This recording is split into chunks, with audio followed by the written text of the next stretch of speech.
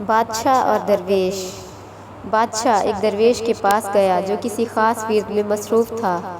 بادشاہ نے اس درویش سے اس ورد کی بابت دریافت کیا تو درویش نے بتایا کہ یہ ورد ایک خاص مقصد کے لیے متحرک کرتا ہے۔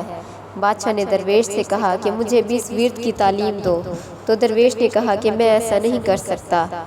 بادشاہ یہ سن کر وہاں سے غصے میں رخصت ہوا اور اس نے اسی درویش کو اپنے دربار میں بلایا اور اس کو کہنے لگا کہ میں نے تیرا ورد کسی اور سے سیکھ تو لیا ہے، لیکن جس عمل کا تو نے ذکر کیا تھا وہ عمل میرا پورا نہیں ہو رہا۔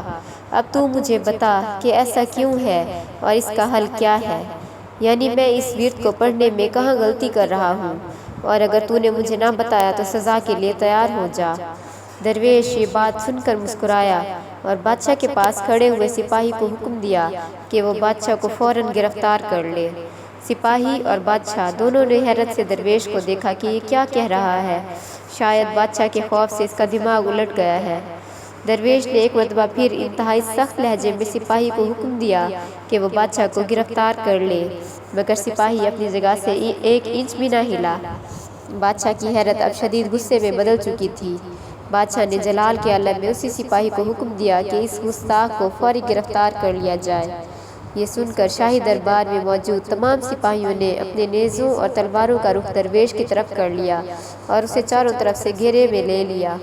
درویش یہ دیکھ کر مسکرایا اور بولا، سن بادشاہ، جو میں نے ان سپاہیوں کو کہا اور جو تو نے ان کو کہا وہ ایک ہی حکم تھا، الفاظ اور لہجہ سب کا ایک تھا، لیکن میری بات سن کر یہ ایک سپاہی بھی خاموش رہا، جبکہ تو نے صرف ایک سپاہی کو حکم دیا تھا، لیکن تیرا حکم سن کر دربار میں موجود تمام سپاہی فوراً حرکت میں آ گئے اور مجھے ایک آن میں گرفتار کر لیا۔